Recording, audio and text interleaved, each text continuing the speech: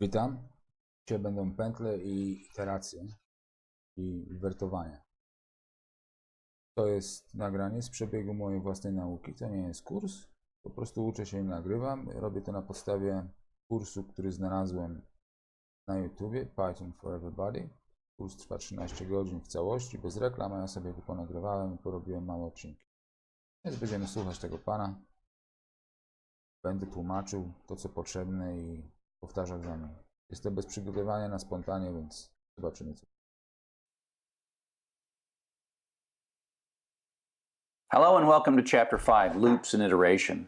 Now we're going to work on our fourth basic pattern of sequential, conditional, store and reuse, and loops and iteration. And this is the one where we teach the computer how to do things a lot. We can tell it to do something a million times. And so that's where we get the doggedness of computers, or the fact that they're so good at doing work for us because we can set them off to a task and they'll do it until it's done. So here's a very simple loop. Let's put the coffee over here. The keyword that we're going to start using is the while loop. We're also going to use the for later on. Loop, czyli pętla. To jest taka część programu, która będzie się powtarzać tak długo, jak będzie spełniony jakiś warunek. Czyli bez naszej jakby ingerencji.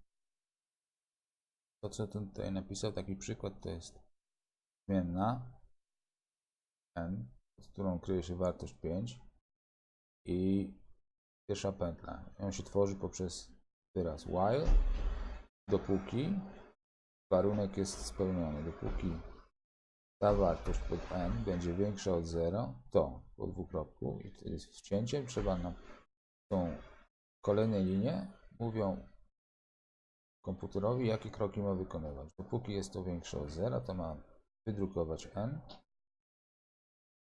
i przypisać nową wartość do n poprzez działanie n-. Potem kończy się ten blok i on będzie to tak długo robił, aż ta wartość stanie być większa od 0. Najpierw podstawi tu 5, potem 1, wyjdzie mu 4. Sprawdzi, czy jest większe od 0, jest. Powinien wydrukować 4. Pod n podstawi to, co miał w pamięci 4, odejmie 1 i wyjdzie mu 3. I tak sprawdzał, aż do momentu, jak to będzie 1, odjąć 1, wyjdzie mu 0. 0 nie jest większe od 0, więc raczej będzie równe 0 i to już nie będzie spełniony warunek. Wtedy przeskoczy do następnej linii. Skończy się ten blok. Następnej linii, w której ma polecenie, żeby wydrukować taki wyraz. I na koniec wydrukować. I zanim ten pan to opowie, to ja sobie tutaj właśnie wykonam. Zobaczymy, czy mi się to uda tutaj. Terminalu. Najpierw trzeba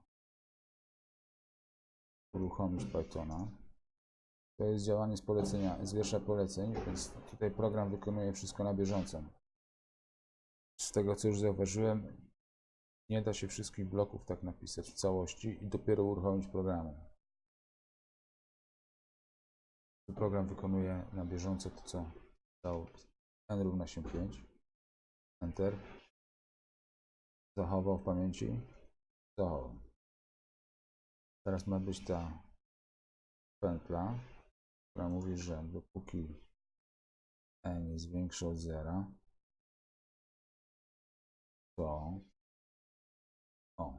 i to nam pokazuje, że poprawnie stworzyliśmy syntaks, czyli składnię mamy poprawną. I on wtedy zareagował na ten dwukropek i dał nam możliwość tworzenia tego bloku. Tak jak w przypadku warunków, if trzeba to robić po wcięciu. Co mamy zrobić? Wydrukować wartość n. Kolejna linia też po wcięciu i ma przypisać nową wartość poprzez te działanie.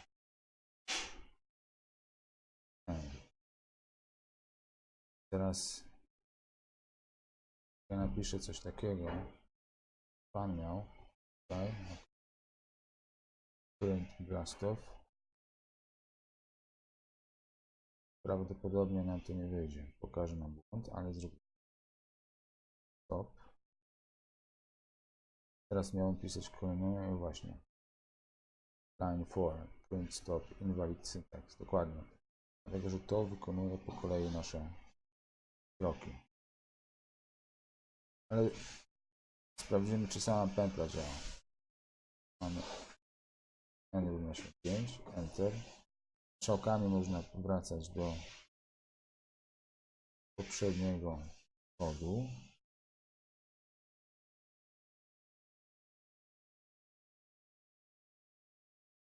Ja zrobię jeszcze raz. Takiego. Print. Enter, enter.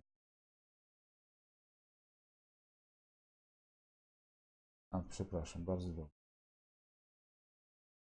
Tutaj name O is not defined. Większe od O, tylko większe od 0.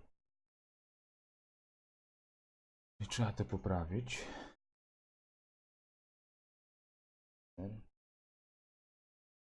Print end. Wydrukuję obecną wartość. Podstawi nową. Tą nową. Enter, enter.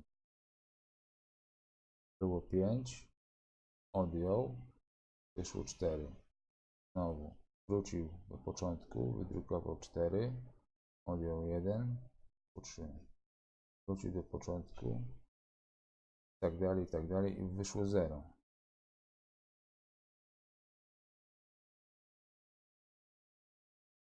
Wyszło 0. Odjął 1, czyli jest minus 1. Tego nie wydrukował.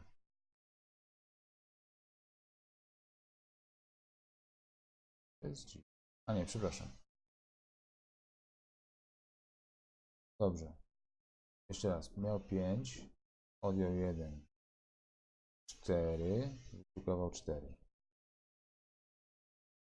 Wrócił, wydrukował 4. Odjął 1. Wydrukował 3. Wrócił, wydrukował 3. Odjął 1. Wydrukował 2. Wydrukował 2. Odjął 1. Wydrukował 1. Teraz wydrukował 1. Odjął 1. Wydrukował 0. Wrócił. Warunek nie został spełniony, czyli nie wydrukował drugi raz 0. Nie ma tutaj. Każda wartość poza tą pierwszą i ostatnią jest 2 razy. Dobra. Żeby to mogło zadziałać, to należy to zapisać w pliku i dopiero ten plik uruchomić. Zaraz przejdziemy.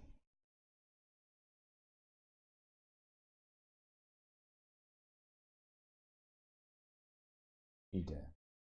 Integrated Development Environment. To przy ściągnięciu Pythona ściąga się oprogramowanie, takie coś. Taka forma notatnika, który rozumie język Python. To było z poprzedniej, jak się tworzyły definicje. Teraz mamy ten program dalej. Pętla.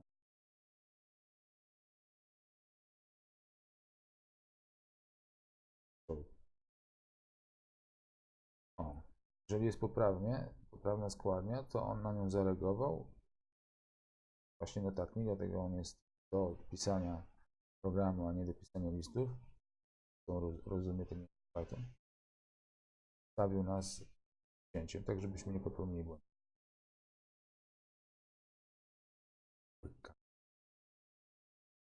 Co to miało być?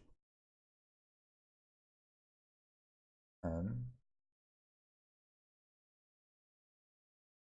Wypisz nową wartość. I wydrukuj nową. I teraz my możemy sobie pisać tu dalej. Po tym jak to się zakończy, bo się kiedyś zakończy, wydrukuj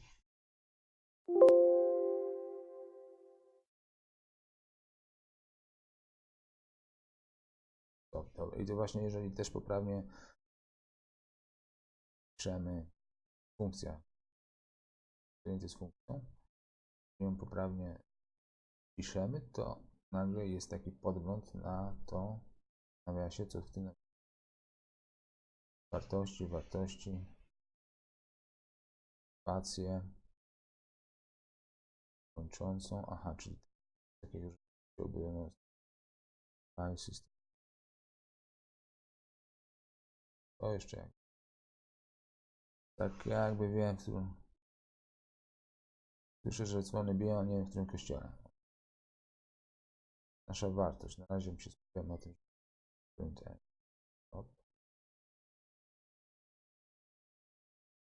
Nie. Dobra. Co tam miał dalej? Print n. I ostateczną wartość, którą ma w pamięci. Teraz, żeby to zadziałało,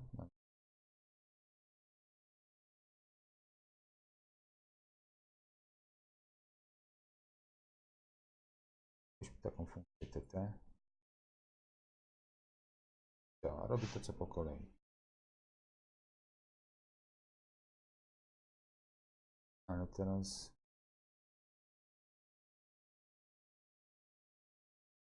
co teraz? To nic się.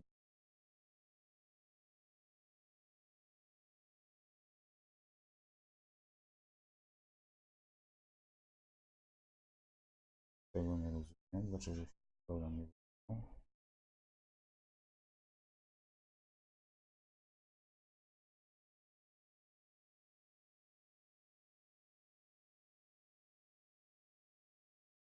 Tymi 3 apostrofami można ująć tekst, być nierozpoznawalny jako program. Run.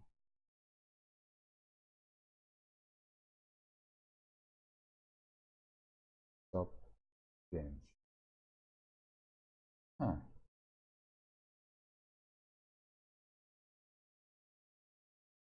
Top 5. Tego nie rozumiem. Czego tak było? Największy. A właśnie, dlatego. Warunek został spełniony. Właśnie, co się zdarzyło? Ja napisałem zamiast większe 0, napisałem większe. Dopóki wartość jest większa od 5, to mam wykonać tą pętlę. Ale n nie jest większy od 5, nie wykonał tych wszystkich kroków. Przeszedł do następnych miejsc. Napisał stop. Szukał wartość 5 jeszcze raz, żeby.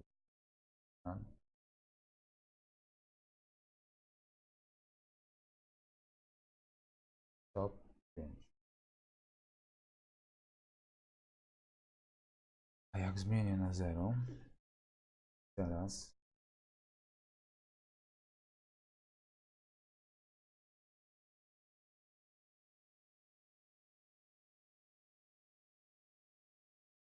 pięć, 4, 4, 3, 3, 0. Podstawił te 0 w warunku, sprawdził, czy jest większe, nie jest większe. Przeszedł do stop, czy tutaj.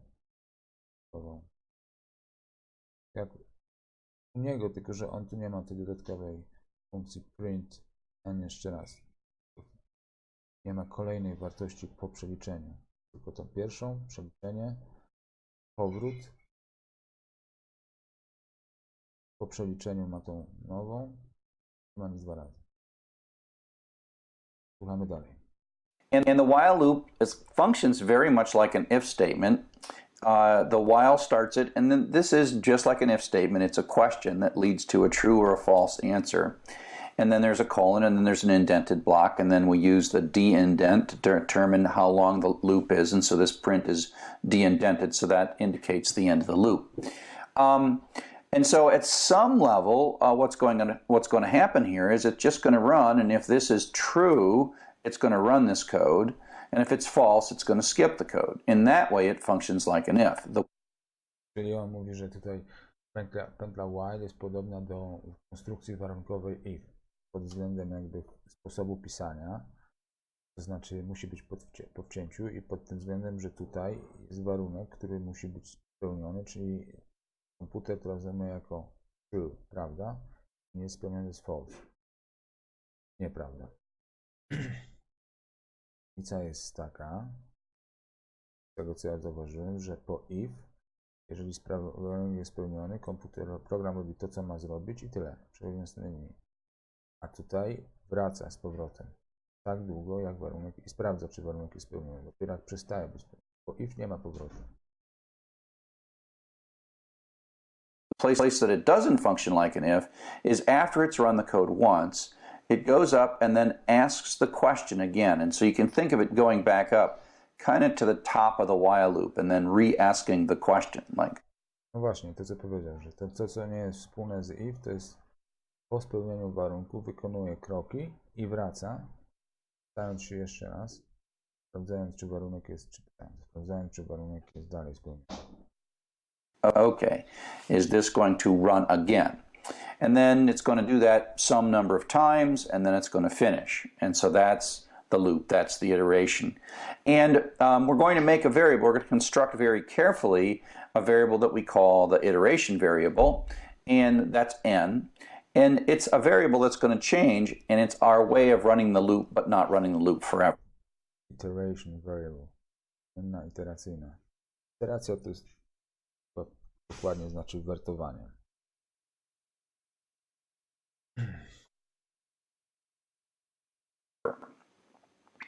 So let's just run this. We come in, n is 5. Is n greater than 0? Yes, it is. So we're going to run this code. We're going to print out 5, then we're going to subtract 1, and then we're going to go back up and ask the question. Is n greater than 0? And the answer is, since it's 4, the answer is yes. So then it runs again. Then it prints out 4, subtracts it again, checks, prints 3, subtracts it again, prints 2, subtracts it again. Subtract. Odjąć. Ująć. Prints 1, subtracts it again. Now n is 0, and so it comes back up. Is this question has now become false? So it's going to take the exit. So it's going to come down and run this line right here. Then it prints blast off, and we can kind of print out the residual value of n just to sort of prove to ourselves that it ran until n was no longer greater than 0, and then 0 was the final value for n. And we carefully constructed this n equals, go back. We carefully constructed n, we set it to 5, then we carefully subtracted 1 each time through the loop, and then we're using that to control when to exit the loop. And so you could think of this loop as, for now, running 5 times, true, true, true, true, true, and then false, finally. So this question was true for a while, and as long as it was true, the loop ran, and then when it turned false, the loop stopped. And so this variable that we construct to control the loop was called the iteration variable because to sam powiedział to, że na koniec stworzona zmienna iteracyjna ma kontrolować pętlę. Ma kontrolować pętlę. Dobra. Było więcej zadania. Jeżeli bym napisał tutaj 1 tylko tu,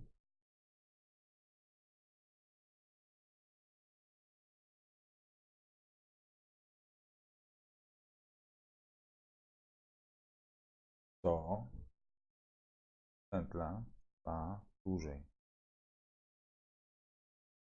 Jest więcej kroków. Bo odejmuje o pół, więc więcej iteracji, więcej wertowania. Jeżeli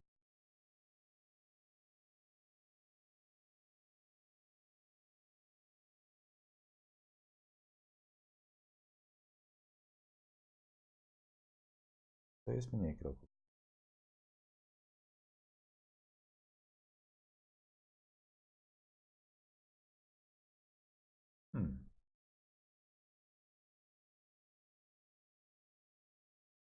Zaraz.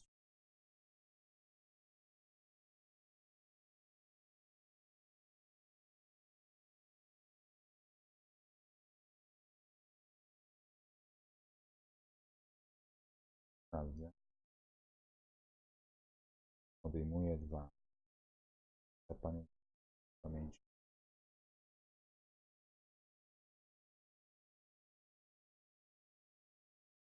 Prawda jest. Czy odejmuję. Chodzi mój.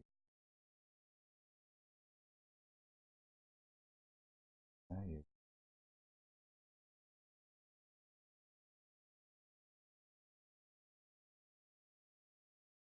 Odejmuję.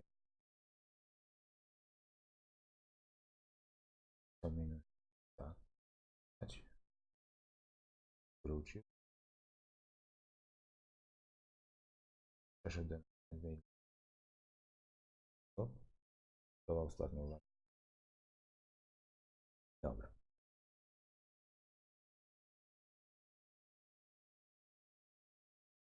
It tells how many times this loop is going to run over and over, or otherwise known as iterate. So this is a badly constructed loop with an iteration variable that we didn't do very well. And so if we take a look at this, we start out with n5, and then this is greater than 0, so it's true, so it runs it, and then it runs it again, and n is still greater than 0.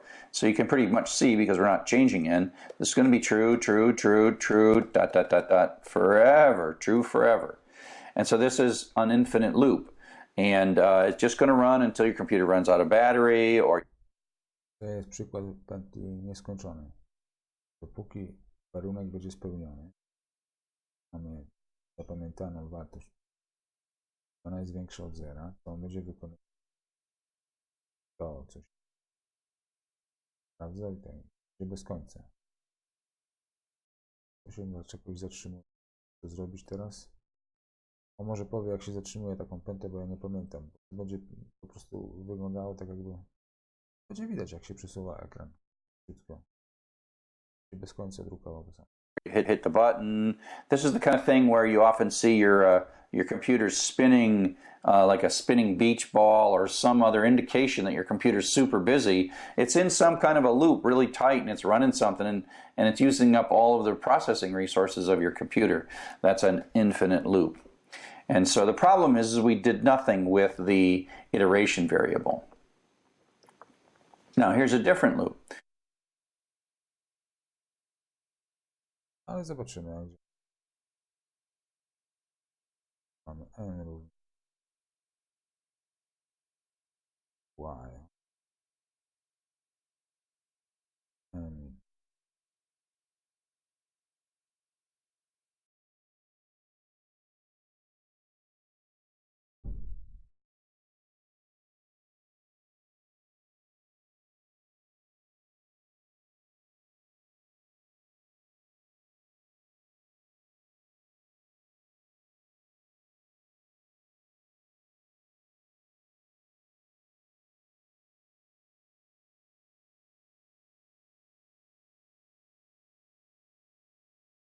najwyżej po prostu wyłączę polecenie, zamknę i tyle.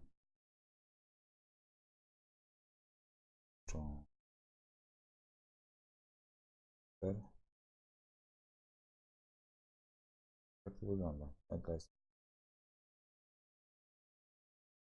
O.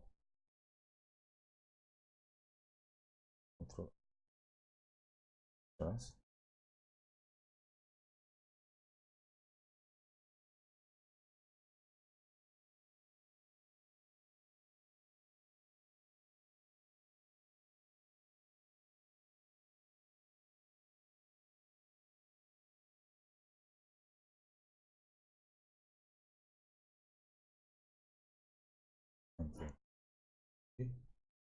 S.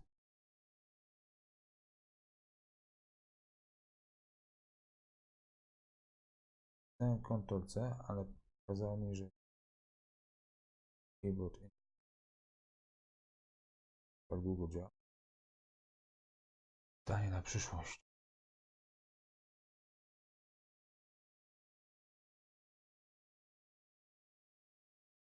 A tu jest przykład pętli, która nigdy nie zadziała.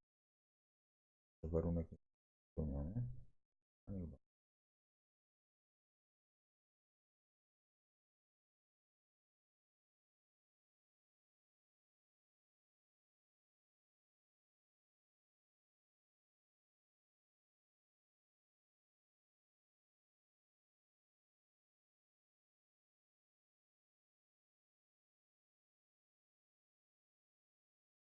nic się nie zmieni.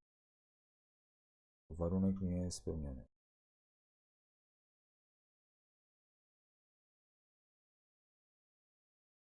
And so this one demonstrates a different idea. So in this case, we start out with n is 0, and it comes in here, and is n greater than 0? Question mark, and the answer is false. So it skips it. It doesn't run these lines of code at all.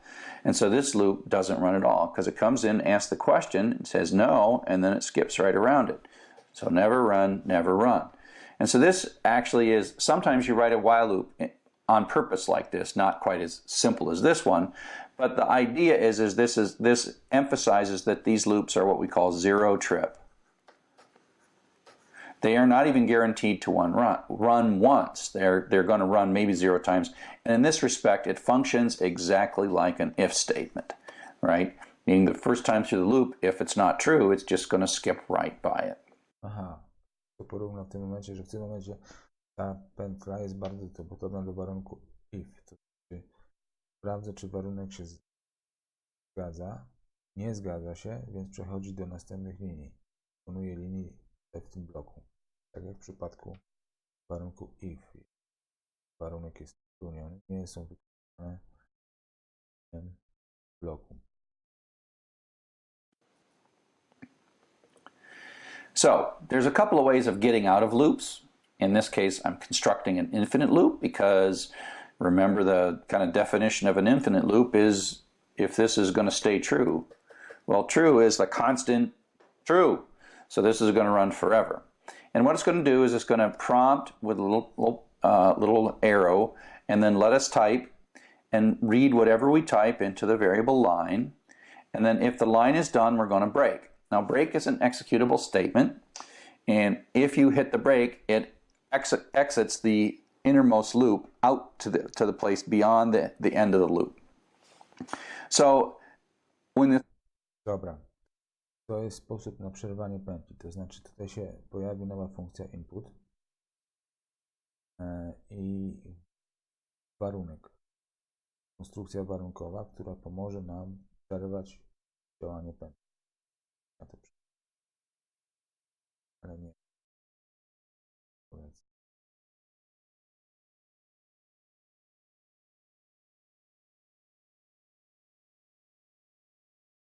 Czyli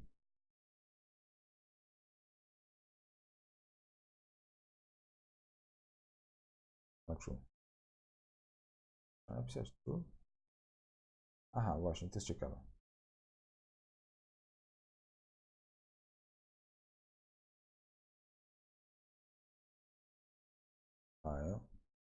While był jakiś warunek. Musiał być spełniony. Można nie pisać tego. True. Czyli jakby z automatu jest prawda po tym. Wartość logiczna. Dla komputera jest wartość logiczna. True. Jeżeli na przykład coś jest równe wartości drugiej, sobie wartościami jest równe, to wtedy jest to true. Prawda? A można tego żadnego, bo mógłbym na przykład takie coś napisać. Jeżeli jeden jest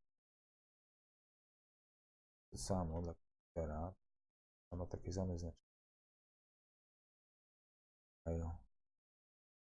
True. Sprawdzimy, czy na przykład trzeba w ogóle. Wystarczy. While.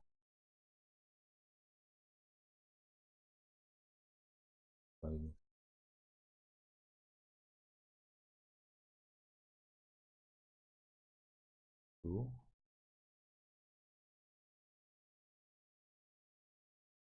Co on tu miał?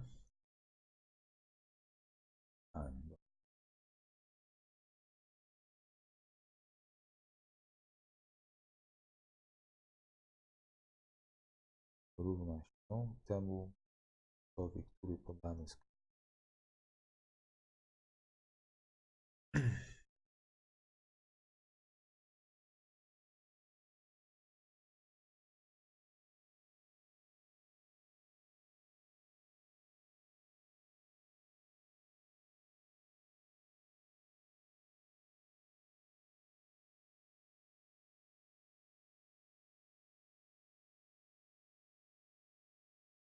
Tak?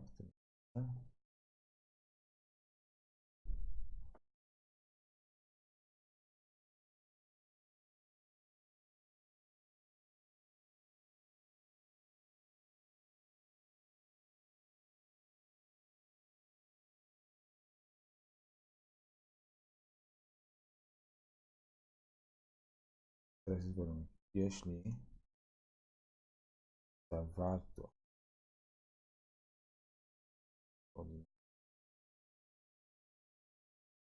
to jest dopiero podwójny znak równości. One prezentuje taki matematyczny. To się równa. To, co my wpiszemy, będzie się równać temu ciągowi znaku.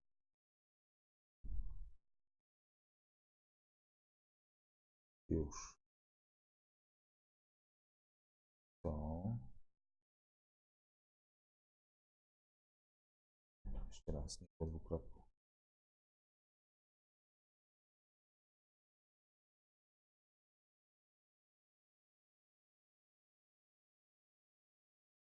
Nowy blok. Break.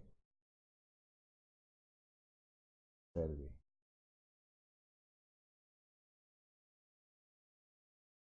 To jest polecenie, które sprawia, że pętla się przestaje ten.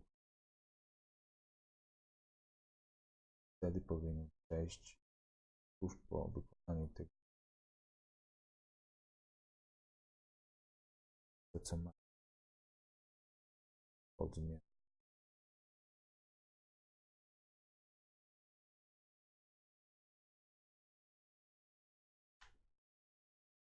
Przerwie działanie.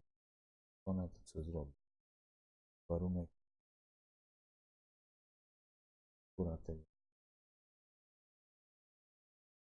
kończy blok.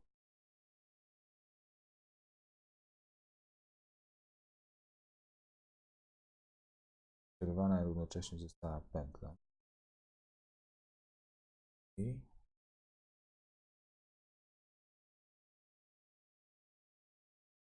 działanie pętli.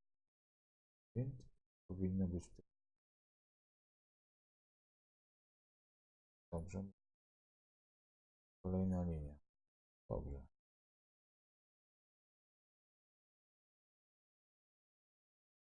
Przerwanie działa. 6,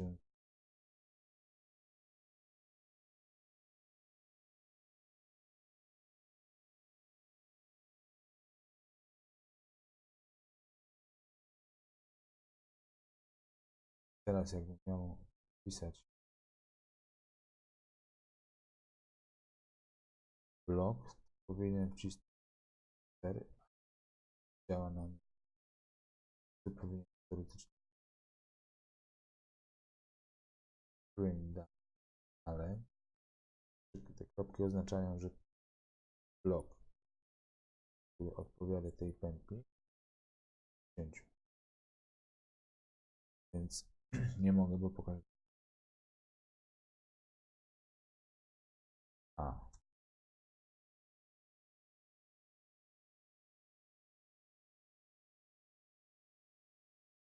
Tak mogę do końca.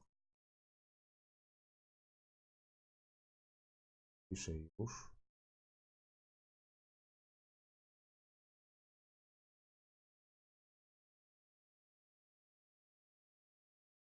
To się zatrzyma. Tylko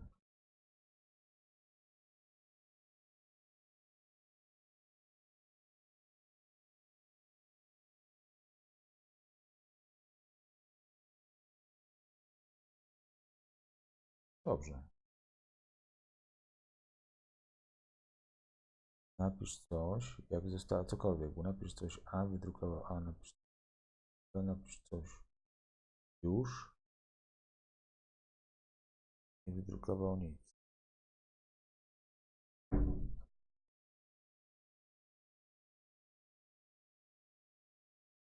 A tu teraz to samo, tylko w postaci pliku.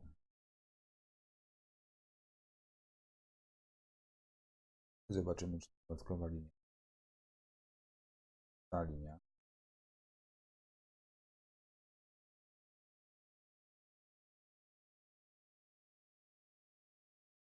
To jest dziwne.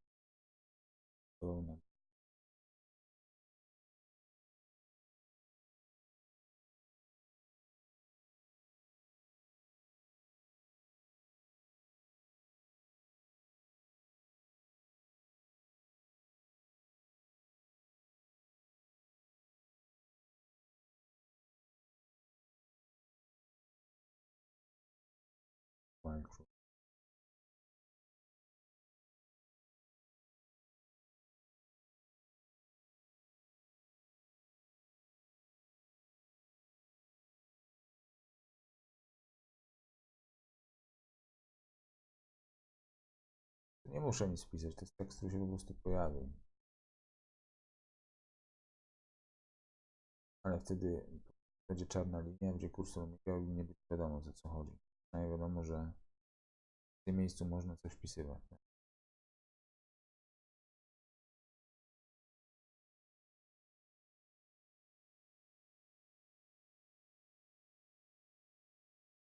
Będzie równo.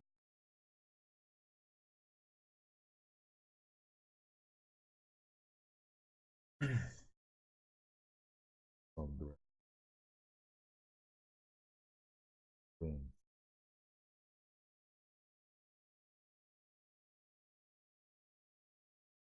i po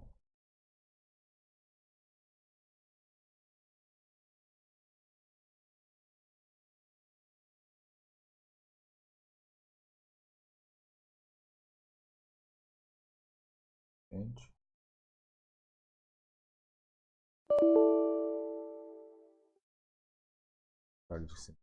Pokazuje, gdzie jest prawdziwie dokładnie. Tutaj. Co brakuje? Kropku.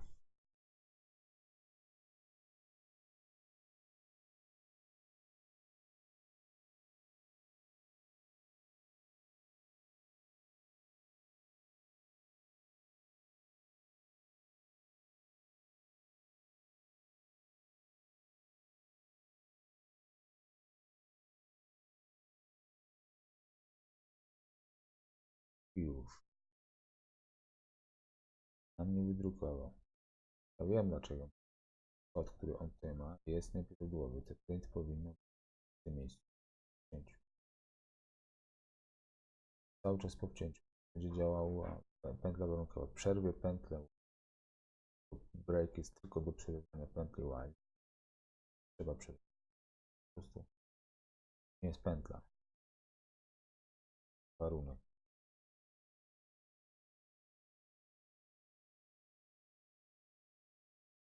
Jeżeli został ten spełniony warunek, przerwać, wydrukować, to jest dane. W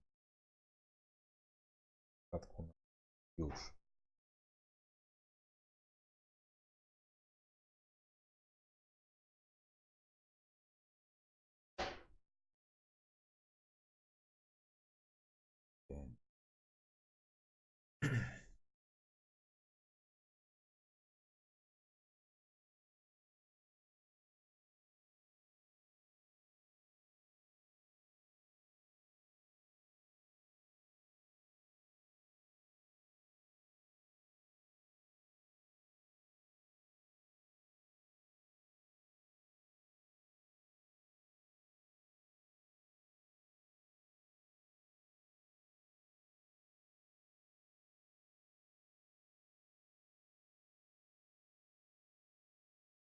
No mimo wszystko działa.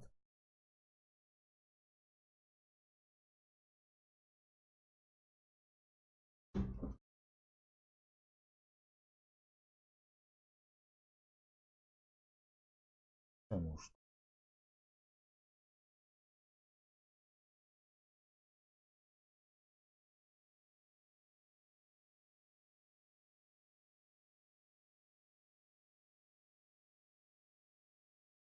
Już? Pętli.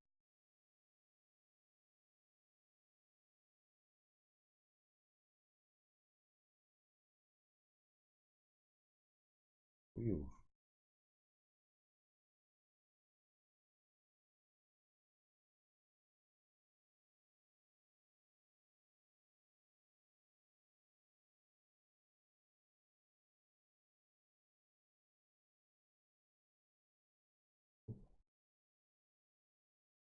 Pięć.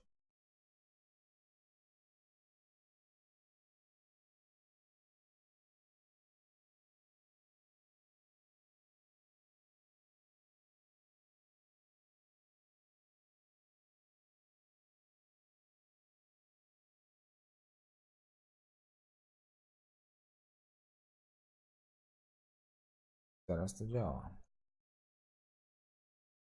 Czyli to by oznaczało, że po break przerywa się cała pętla. On tu już nie wraca.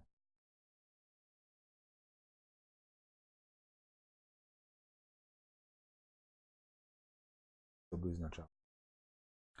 Czyli przerywa działanie warunku. Tego też nie wykonuje. Dopiero przechodzi do następnej linii, czyli poza blok. Tu. Słuchamy dalej pana.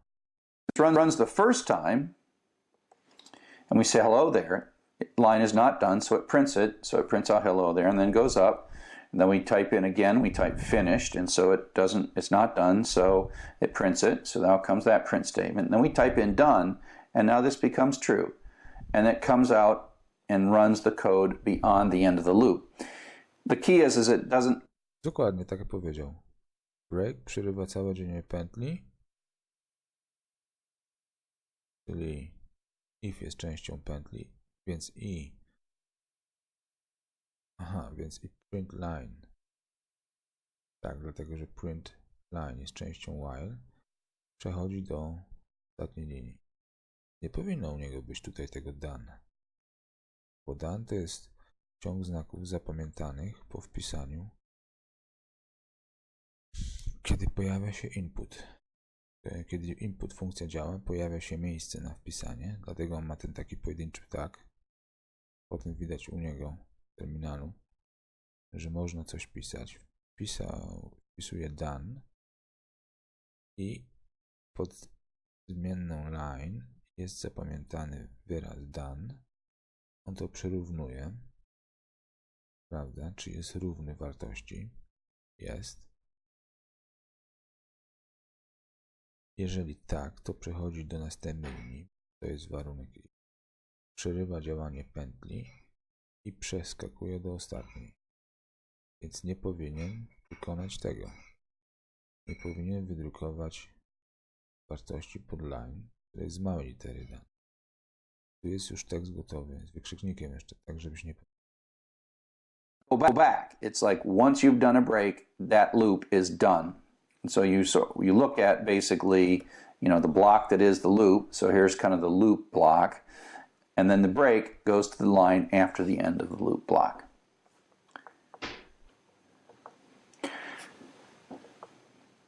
And you can think of this as sort of like just a hyperspace jump. There is nothing really, this could be literally hundreds of lines with if statements, and you could be running and doing all kinds of stuff and running and doing all these things, and these things could run all kinds of ways, right?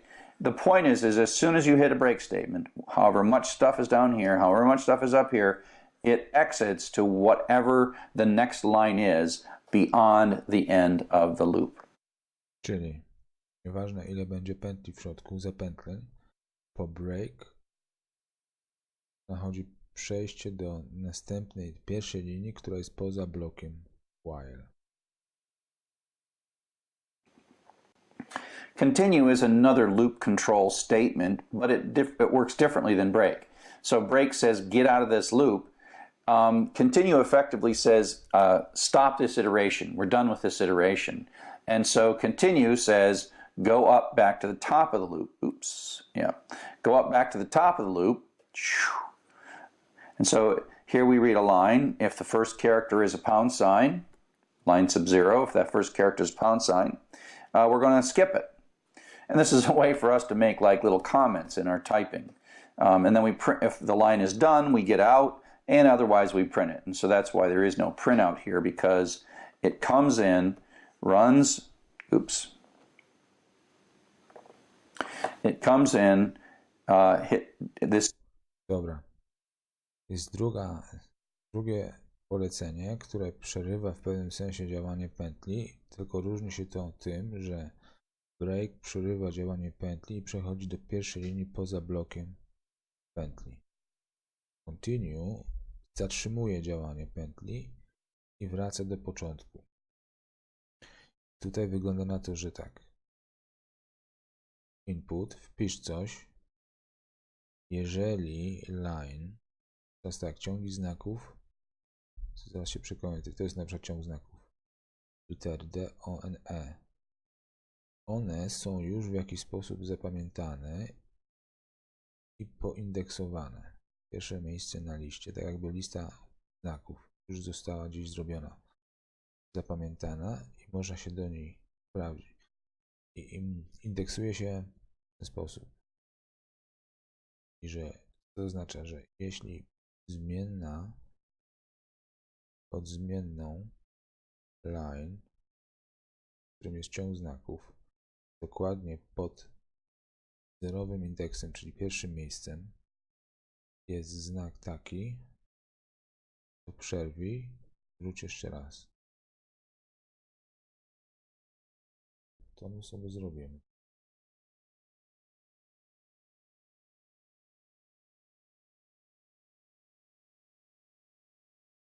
Dotąd było tak samo, że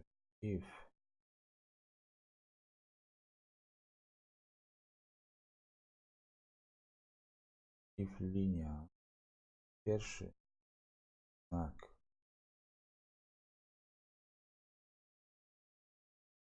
czyli pod zmian będzie a, to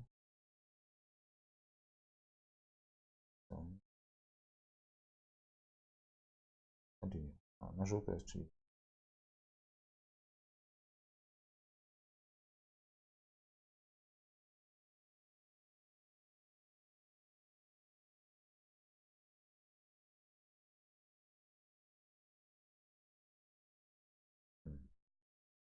później continue wraca.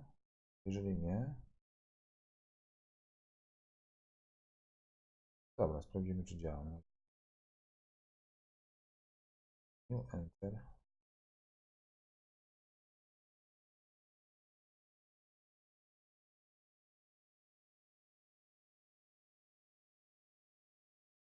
Już. Dopiero break.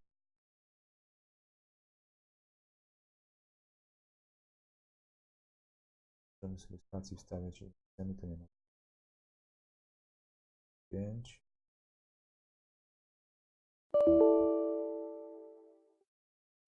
Syntaks. Po dwukropka.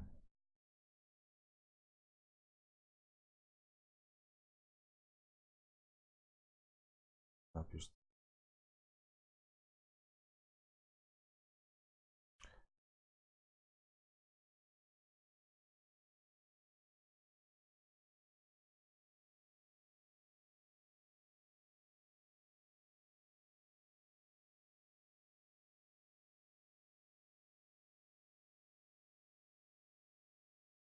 Ale co to nam da?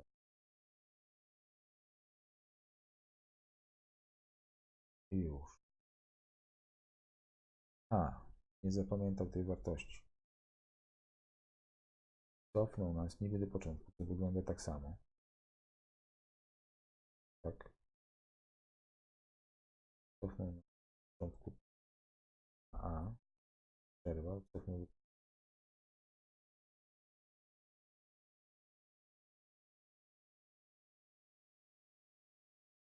Ale dla nas to wyglądało tak samo, jakby cały czas się nie zmieniało. Tylko, że tylko ta ala nie została zapamiętana. Jak z tego rozumieć? Nie, no powinno zostać. Zostało wpisane ala, linia. Sprawdzamy, czy pierwszy znak A jest A. Jakby to sama pętla, sama w sobie pętla, ta działanie tej pętli nie ma większego sensu użytkowego. O czym co powiem? Is true, and that goes back up, but it comes back and prints out the next one and does another thing. And so the loop continues, whereas the break ends the loop. And so again, the same kind of notion that you're sort of doing all kinds of complexity. Wherever you're at in this loop, you hit continue, and it doesn't go any further. Robimy to. If line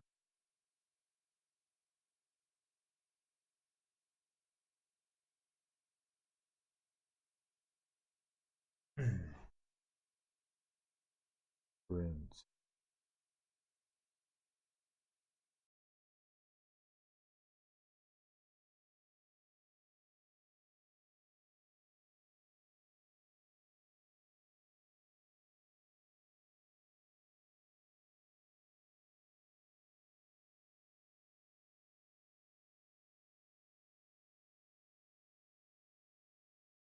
Pięć.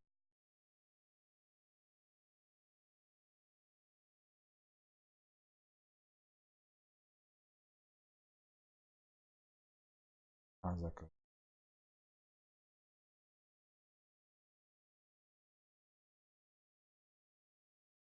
Już. No to teraz było widać działanie. Oczywiście po wyrazie continue działa. It goes back up and runs the question mark. It asks the question mark, and so I mean, asks the question, and it might exit the loop in that particular case. But this one here is a true. This is an infinite loop. To mi się wydaje, że on ma slajdy z poprzedniego jakiegoś kursu, bo ten kurs ogólnie, taki znak zielony, to jest logo. Jak to się nazywają? Na YouTube jest taki free camp. Ten kurs ogólnie można było kupić na Udemy chyba. Teraz jest za darmo. Ale poprzednia jego wersja, on robił to dla Pythona, bo to jest Python. To jest dla Pythona wersji Python 3.0 to 3.6. Tu chyba są slajdy z wersji 2. Z tego co wiem, w poprzednim Pythonie Grow Input, ale mogę się mylić. To później na tym się różni Python, że elementów ma inne funkcje, inaczej te wartości float są jakoś tam reprezentowane. Jakieś zmiany było. Ale mogę się. That I've constructed. This is not an infinite loop because at some point the break gets us out of the loop. And so it's an infinite loop with break to escape it. And that's another common way to construct a loop. So these loops that we've been drawing so far, the ones that use while as their keyword, are what are called indefinite loops. And that's because they kind of go for a while, till a break hits or until some value becomes true. I mean, as long as that value remains true. So when all the ones we've done so far are easy to look at and know that they look pretty good and they're probably going to finish. But there are sometimes, if they're long and complex and their exit or termination conditions are a little more complex, it's not clear that they're really going to terminate. And so we can use while loops for a lot of things, but for most of our looping, we're going to use what are called definite loops, and that's what we're going to talk about next.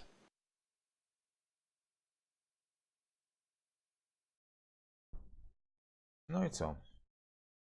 To w przypadku pętli while byłoby na dzisiaj.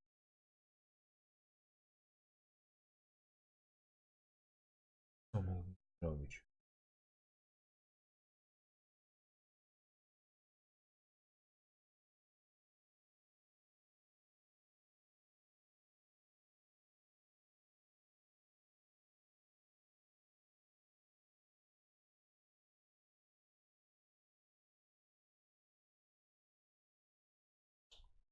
No.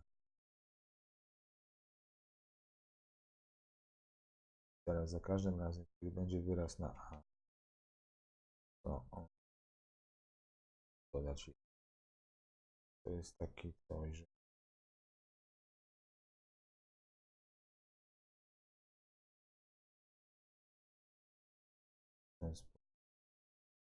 taki skrót. I wtedy po wpisie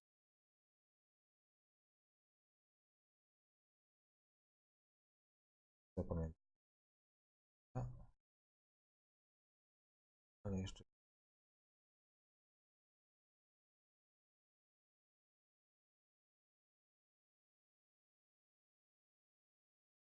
napisz.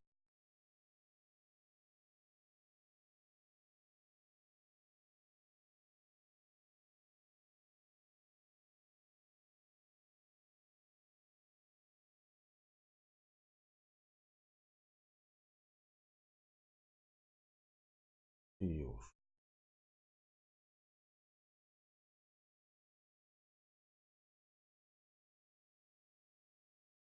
Co to jest? Wyszło na linii. Weźmy.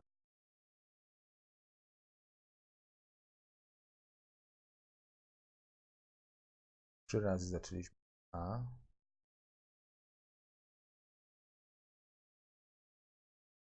Tak. Każdym razem, kiedy był zakazana litera, on zaczynał wartość.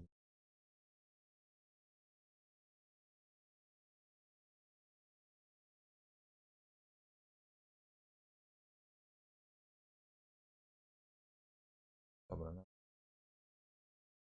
Znaczy co, no można by taką logikę zastosować w jakichś grach tekstowych, dzielenia punktów, że coś, albo na przykład ilość razy wpisywania hasła. To chyba tak działa, nie? 3 razy wpisujesz hasło źle i się zawie.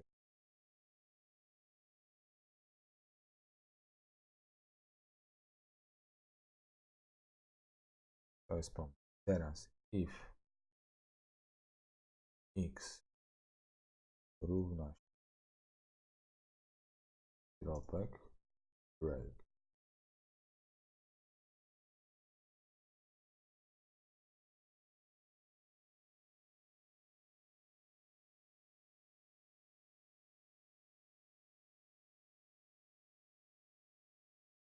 Coś, czyli tak mamy pętlę dopóki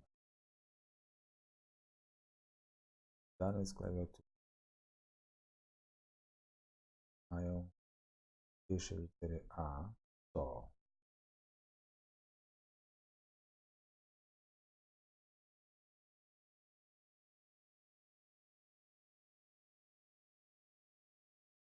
sprawdź, czy jeden jest,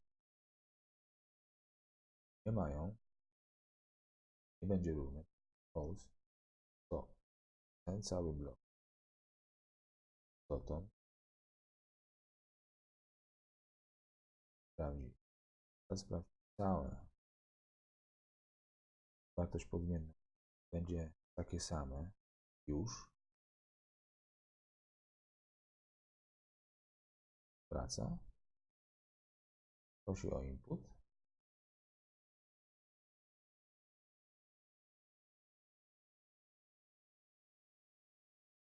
Więc napisz ala. Tak.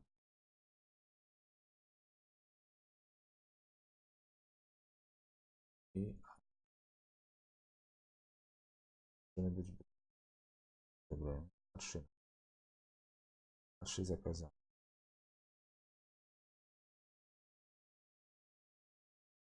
Zakazane. 3 razy wpisaliśmy. Powiedział. Zakończył. Przerwał. Już sam wpis.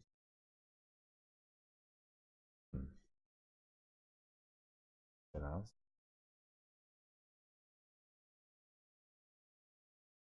Pięć.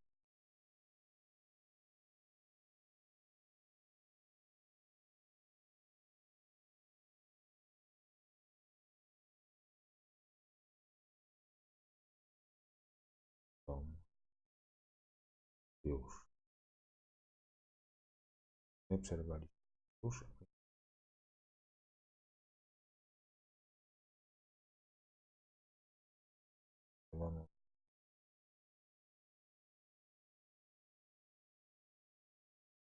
To była nasza wina.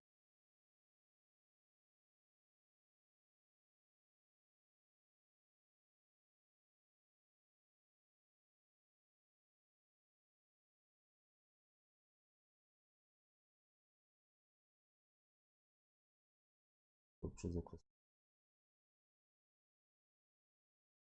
I wtedy break.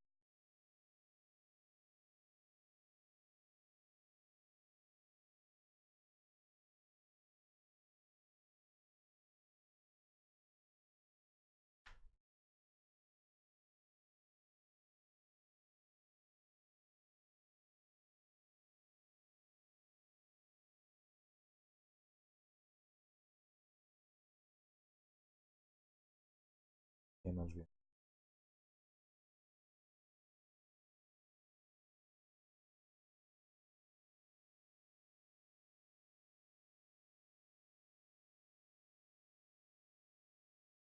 Break.